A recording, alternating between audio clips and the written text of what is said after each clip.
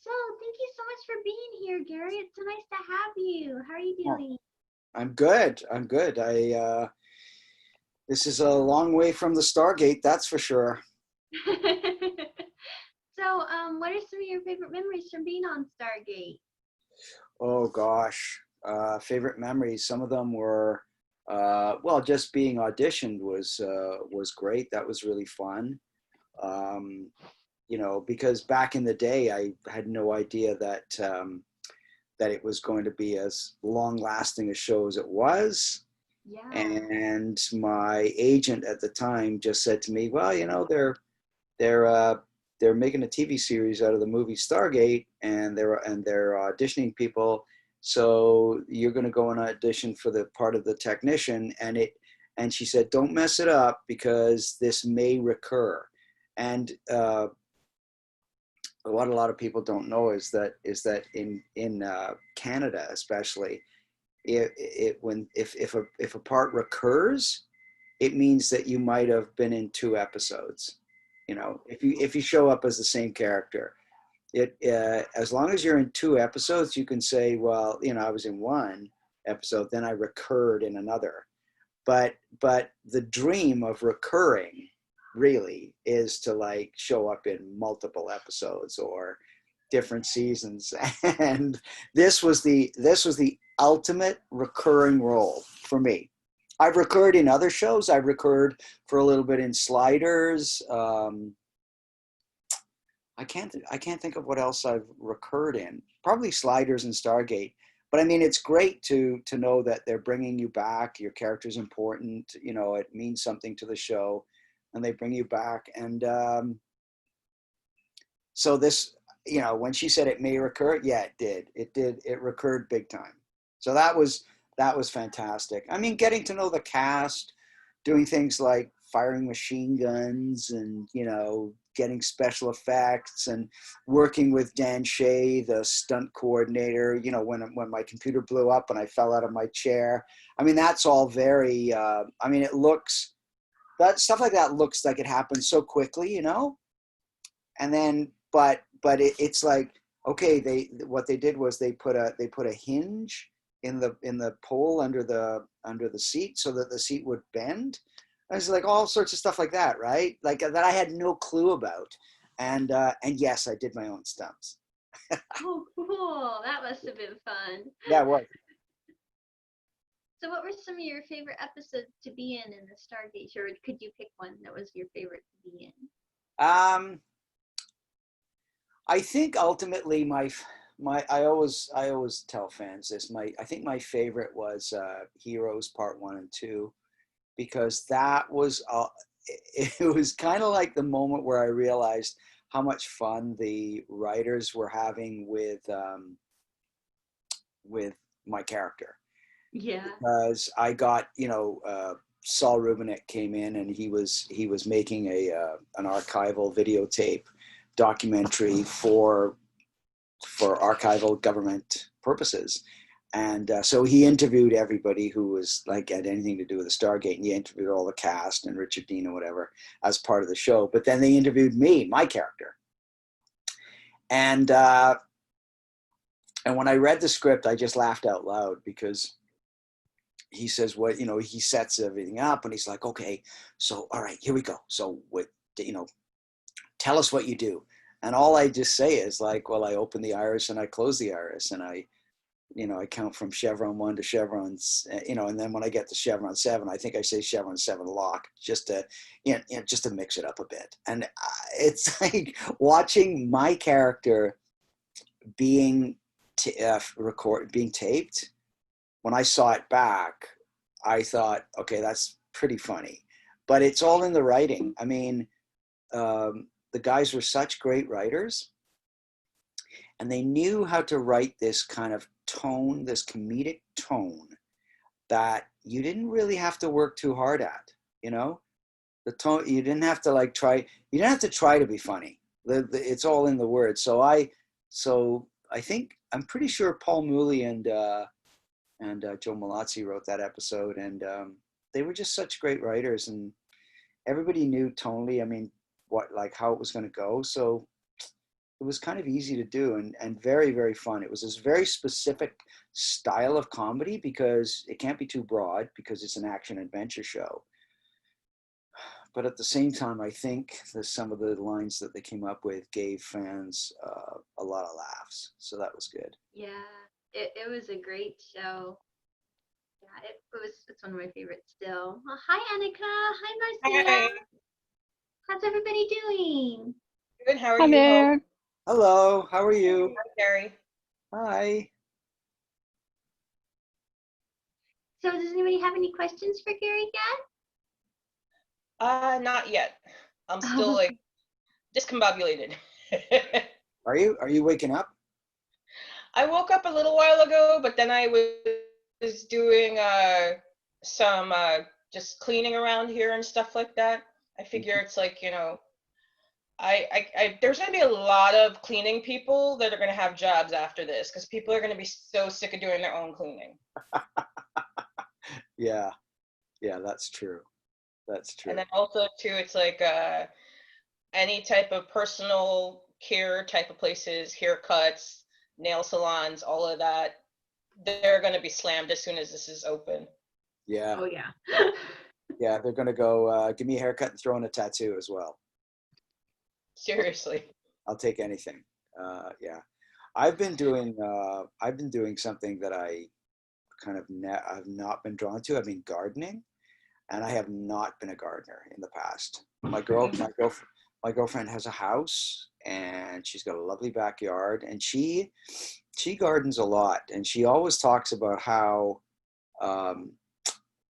she'll work hard and then she'll say, oh, I can't wait to get in the backyard and do some weeding and gardening. And I could not get my head around that. I'd be like, oh, that's cool. Oh, great. Good for you. Now that I'm stuck in the house and I'm looking around for stuff to do, I thought, okay, well, I might as well just start gardening. So that has kind of changed my life a bit because what it's done is it's brought a kind of balance to my life that I needed, that I realized was kind of out of balance, because I'm a writer. And so I spend a lot of time in front of my laptop and so now what's happening is I'm doing exactly the thing that she said she was doing. As soon as I've finished a bit of writing or whatever, I'm like, okay, can't wait to get out there and, edge the garden and weed and whatever. Cause I like having it's what it does is it slows things down. And I realize now how meditative it is. So It is. that's really good. I'm fortunate to be living in a house where there's a front and backyard, and I can just kind of do projects that I feel like doing because there's a lot of work in a garden. Mm-hmm. I've also been painting, as in working on a canvas. Yeah. Oils or acrylic? Acrylic, and so I've put up some of my paintings on my Instagram account, which is Gary Jones 680, and you can go and see. I put my latest painting up there yesterday, I think it was. Oh, cool. Yeah, Gary Jones 680. So that's my Instagram account, and you can go, and if you scroll through that, you'll see anytime you come across any drawings or pencil portraits or paintings, those are mine. So that's also something that I do. Oh, cool. When did you start painting? I started, first of all, I started drawing. I've always been able to draw. I've always been artistic. And, growing up in my family, it would have never, ever crossed anybody's mind that I could have possibly gone to art school, which looking back now, I mean, I have no regrets or anything, but looking back, I seriously could have gone to art school. But I didn't know that art school was actually an option. I thought you just had to go to university or college and take something, sort of practical. But at the end of the day, I've always been able to draw. I've always loved art and design. I worked in advertising where I became like a creative director. So I was still doing a lot of artistic things, designing ads and that kind of thing.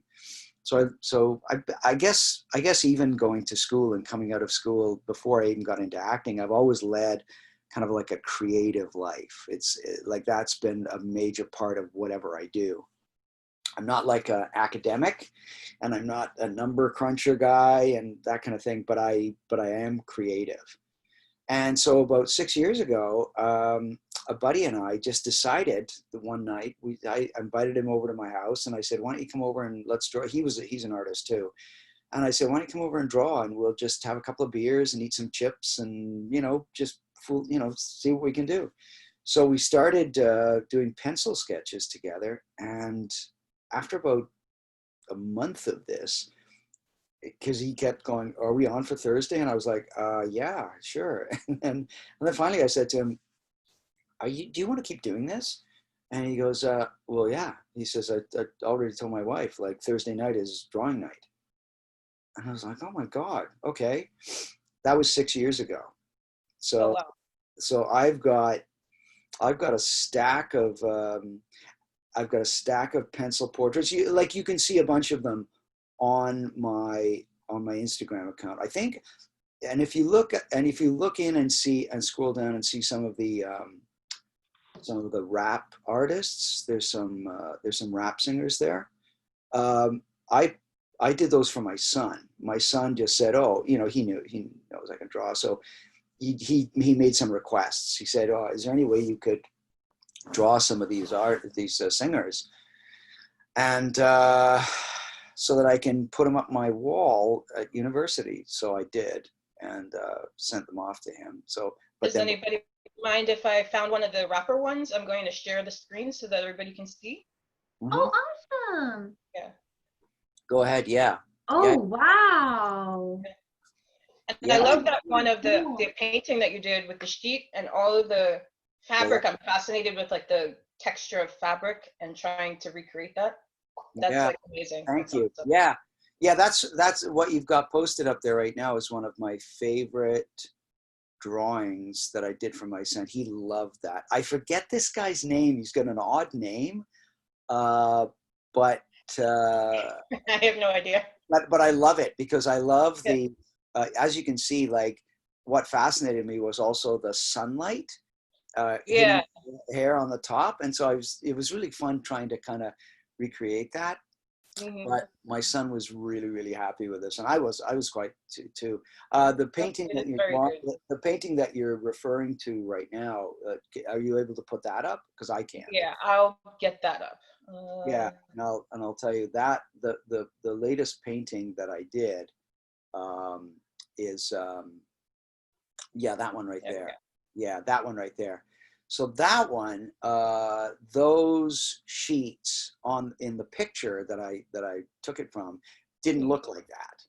They were more patterned, Mhm. but I started just kind of playing around with the look of it, and before I realized it, I suddenly had this look where it almost looks like the sheets are flowing towards the legs, like, and I just Yeah, love like that a look. So river or stream. yeah, kind of like a Yeah. river sort of thing. And I just played around with it, and so that's what the sheets ended up looking like. I mean, the way they are, like at the bottom where it's dark and whatever, that's all the same. But Mhm. I personally just made the sheets look like that, and then I'm just practicing. I'm really teaching myself how to paint. So Mhm. I haven't taken painting lessons or anything like that. This is me just kind of figuring it out on my own.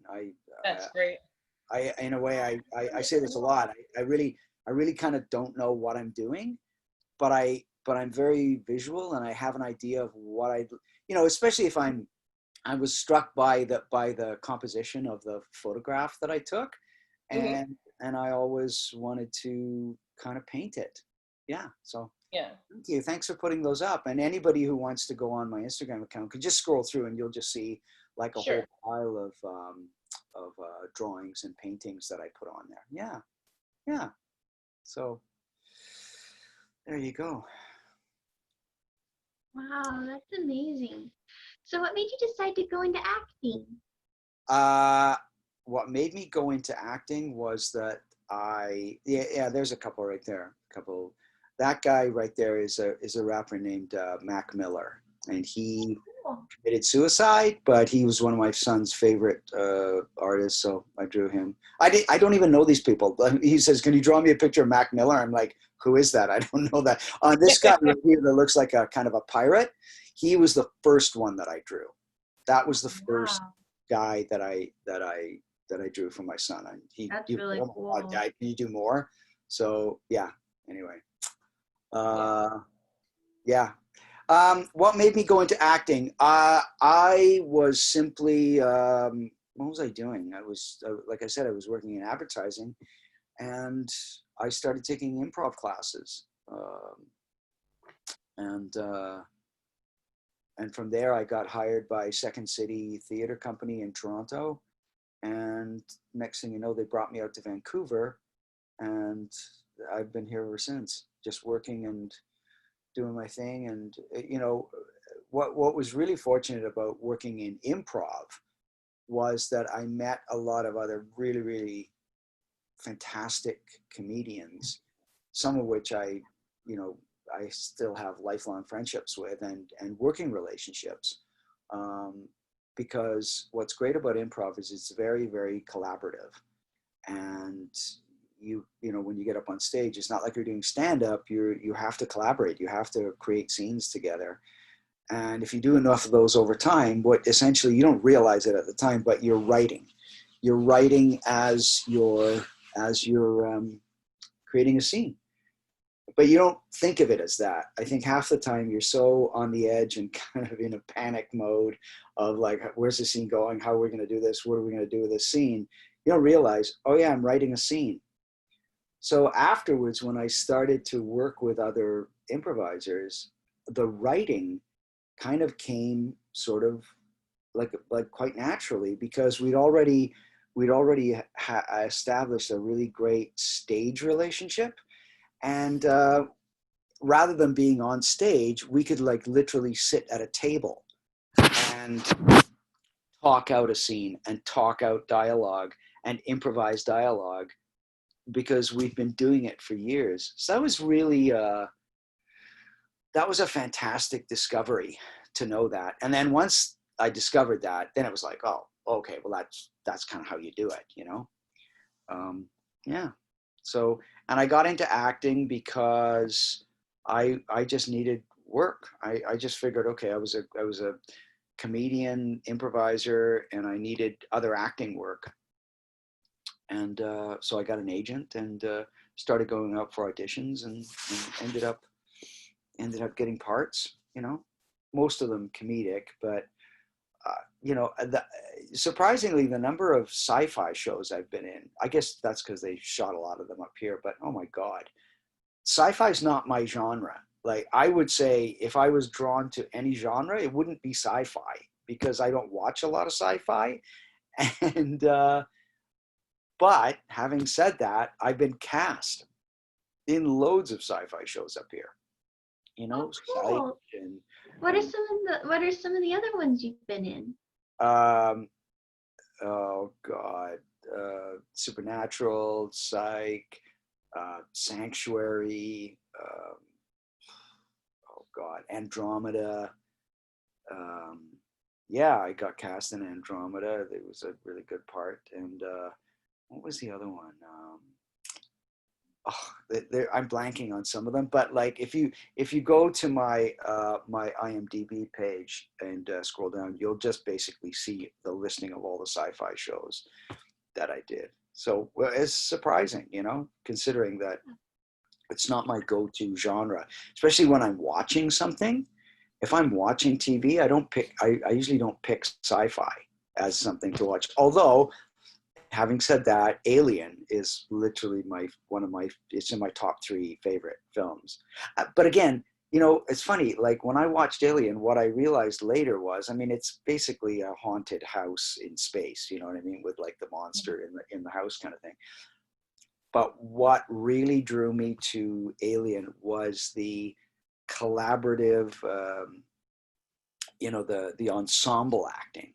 That's the thing I love most about Alien, the ensemble acting that looks so close to like documentary. It looks so real that it doesn't almost look like a scripted film. It looks, yeah, that's the only way I can kind of describe it. And that's blew my mind when I saw Alien, and I've seen it so many times. I love that film. Like, it doesn't scare me anymore. It's like, yeah, whatever.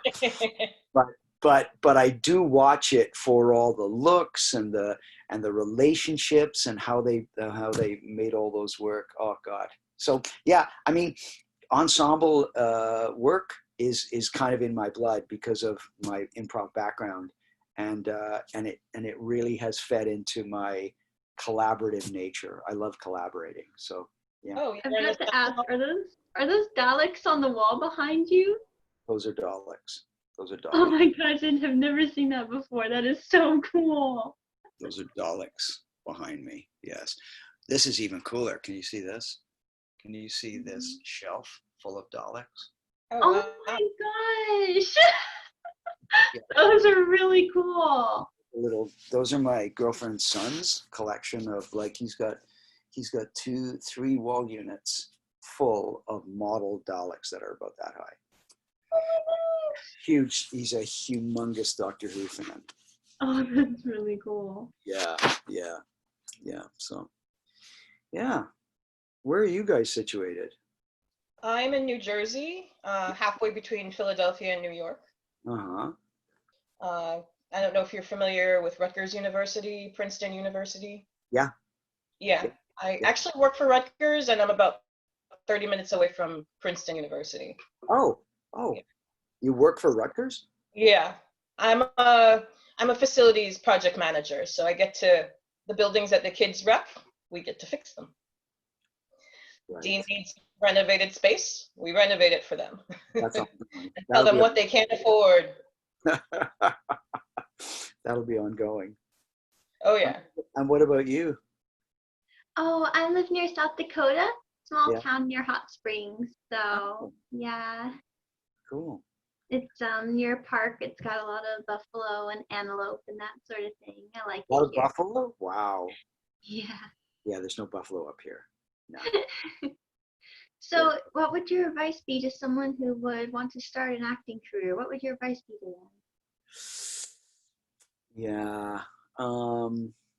Well, you have to really be drawn to it. Um, it has to call to you. Like I said, even when I was working in advertising, this little voice inside to me, when I saw this little advertisement for improv comedy, I didn't even really know what improv comedy was, but I somehow knew that I had to do it, and I was called to it. It's a calling.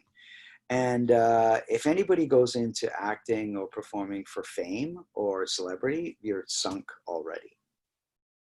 You're already stumbling out of the gate. That's not a good way to do it. I mean, if you're called to it because that's what you want to do, and you want to portray other people, but listen, it's a life of uncertainty. It's a life of uncertainty, yet it's creative. I teach a course at the Vancouver Film School in pitching ideas for the students. They come up with their own personal projects, and I help them get it down to a 2-minute pitch. But in that class, I talk to them about what it's like when they graduate, what it's going to be like. Nobody's going to knock down your door. You have to create your own work. And more than anything, you have to, in order to get work, you have to establish good relationships. If you don't have good relationships, it's just not going to work. It won't work. Even if you have a lot of talent, that talent will only get you so far. I guarantee it will only get you so far. Yeah. And once you're out there and you're auditioning, you need to be networking and making connections, because that's where the work will start. And when you first start out, you only have your name. You only have your name. And what I tell my students at the top of the class, I say, this is not in the curriculum, but I'll tell you, after 35 years of working in this business, the first thing I would tell you is, don't be a dick. Don't be a dick. And what I mean by that is, don't walk around with a sense of entitlement or a sense of I deserve this, or people should be. Hey, Mike, how's it going? Good heavens. Hey, You Mikey. woke me. Um, I'm sorry. anyway, Go ahead. they and I say you have to let all that go. You can have don't get sort of sucked up into the vortex of your own talent. Like, just work hard, but be kind and generous and work from your heart. And I said, sometimes the hardest thing that you'll ever have to do will be to help somebody else out when they're getting work and you're not. And it's hard. It's hard to do because you think, well, why should I? They're getting work. I'm not getting work. Why should I help anybody out? But that's the community. That is what the community is built on. It's built on helping each other, lending a hand no matter what, working for free if you have to. We're just working for free for as long as it takes. And you have to be in it for the long game. I always tell them that. I say the long game has no end in sight. It's just, you're on a path with a bunch of people. They're all kind of in the same boat. And I said, some people will be jogging, some will be sprinting, some will be crawling and walking, but you're all on that path. And I said, if you imagine it like this, if you're on that path and you stumble and you fall, somebody will always lend a hand to pick you up and keep you on the path because they know that you're trying and you're doing your best. I said, but if you step off the path as a choice to go, oh, I'm not going to, I'm going to step off it, you're gone. They will just keep walking, but you have to stay on that path with everybody else. Everybody will help everybody else. And that's kind of what I've discovered. That's how I live my creative life. I help students. I help other actors. Some people, friends that I've known for years, can call me up and say, hey, I'm putting together a short film or whatever. Can you help out? And I'll just show up. I'll just be there. Oh, there's Hey, Pierre. Pierre. Look at that. Pierre. Hey, Hi, man. guys. Wow. Cool. Well, there's a case of stuff. What have you got in your case behind you, Pierre? Can you hear me? Oh, yeah, I can hear you. That is my What's Star that? Wars collection, Good Lord. wow. or a part of it. I can't hear him. It's Oh, my. that's so Can cool. you hear me? Yep, we can hear you. You hear me? Yeah. Yep. It's a Star Wars collection. Oh, wow. Some of it is vintage in there. It's what you call it, the original VHS tapes. I don't know if they're still any good, but they're from the 70s. There's some wow. magazines in here as well from the early 3 Star Wars that were really good. And then a bunch of action figures, variety of action figures and toys. Oh, cool. I can't hear Mike. I can't hear anybody now. I can't hear. One person is hearing me. I don't know if the rest of you are hearing me. I hear I you. can hear him. This Yeah, is this- Marcia. Yeah, I hear Marsha. I hear Hello? the collaboration. I hear this You guys hear person me? in the white dress. I hear guys you, can hear me? Gary. Yeah, I hear you. Can you Are you hearing me? Can you No hear one's me? hearing me? I can hear you. No, Is I- that- Hey, I can Michael! hear you. Michael, good to see you, man. I see you. I came up with this yesterday randomly, so I may as well pull it up for a second. There was the other, I forget which one we were talking to, Annika, when I pulled this up. I don't We know were what's talking to happening Vanessa the sound Angel is gone. yesterday. Yes. Oh, wow. Wow. There you go. Wow. That's a collector's item. Absolutely, Pierre, you're famous. What can I say? Oh, thank you. Anyway, I'm going to shut up, and I hope Gary can hear us. Is he muted? Oh, he's okay. Yeah. Gary, you can't hear us? Any of us? Gary, can you hear us? Gary? I see him waving. Well, he's. This is- I don't think he's hearing us. Oh, it's Okay. too funny. Gary, can you hear anything?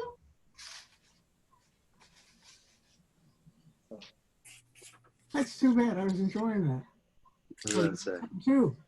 Gary, can you hear us? Yes. No. Oh, he's not hearing. No. All right, so what happened? What happened? Okay. Okay. I don't know, but it was when you came on, Pierre, so I don't know. See if I Yeah. got some paper here.